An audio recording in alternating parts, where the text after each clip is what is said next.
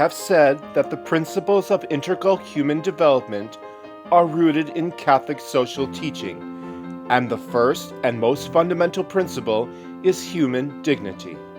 To move forward with action, utilizing these principles requires three important strategies for integral human development.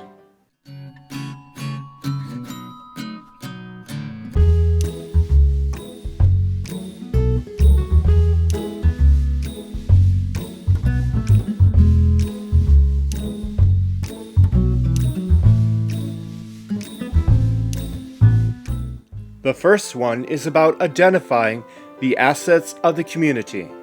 Often, when we go into a community that is suffering from extreme poverty, the first thing we see is need, right? Things are so terrible here. The need is so great. How can I fix it, right? God sees gift. God's not seeing need first. God is seeing the giftedness in every human person and the giftedness of the creation that is there. Can we drop into a community and see gift first? IHD strategies are based on identifying the gifts or assets or resources first before we identify what's wrong. By looking at the assets or resources and seeing gift in those, seeing the potential, together with the community, we can ask, how can these resources be brought to bear to take this community from where they are now to where they want to be? It is called asset-based development.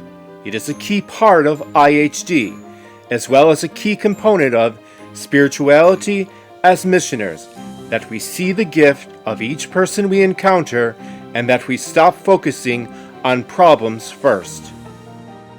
After focusing on the giftedness of every person in their context, the next step is to look at structures and systems. We want to also look at structures and systems. What's the issue, right? Why is it? Why are they poor? What is the issue? You know, they have hopes and dreams. They are producing something, whatever it is. Why can't they make enough money off the thing that they produce to support themselves and their families? Why can't they? What are the structures and systems in place that are preventing them from doing that?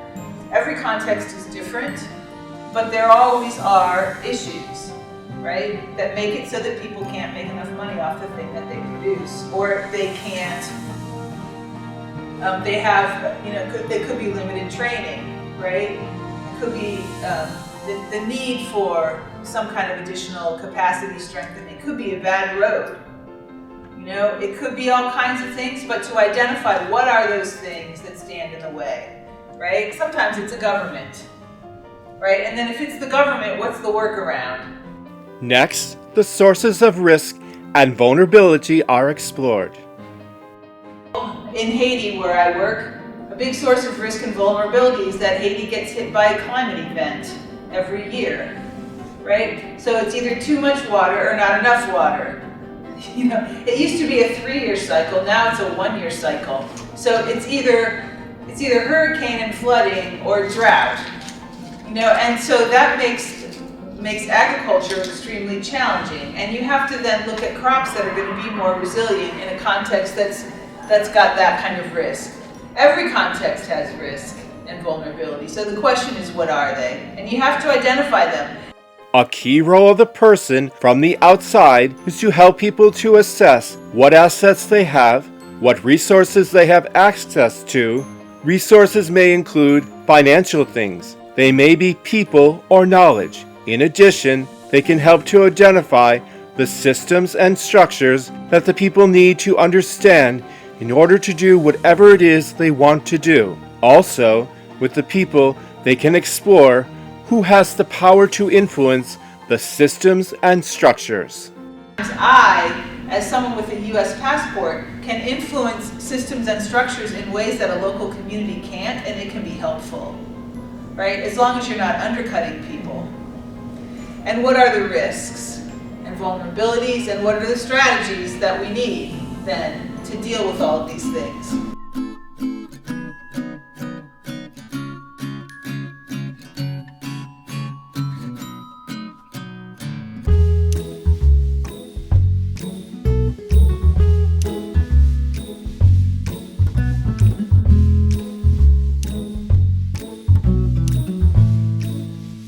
practice of integral human development then requires the following 3 elements.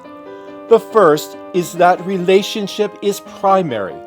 Your relationship with that community is the most important thing. Relationship is what enables each person to see the giftedness in the other. It is going to allow the missioner to hear the people voice their hopes and the dreams for the future. Through honest relationships is how trust is going to be built. That's what's going to enable the outside person to accompany that community in a way that is constructive and helpful. The second, as discussed earlier, is to focus on assets, not problems. These might involve all types of assets, from physical and financial assets to social or spiritual assets. The third is through dialogue, to seek improve sustainable livelihoods so that those who are poor may become the artisans of their own destiny. In the end, that's what integral human development is about. The goal is that they are not dependent on your outside assistance in perpetuity in order for people to be the artisans of their own destiny. They have to have a sustainable livelihood. In order to build an effective ministry, you have to understand the hopes and dreams of the people you're seeking to serve. It seems like everyone should just know that.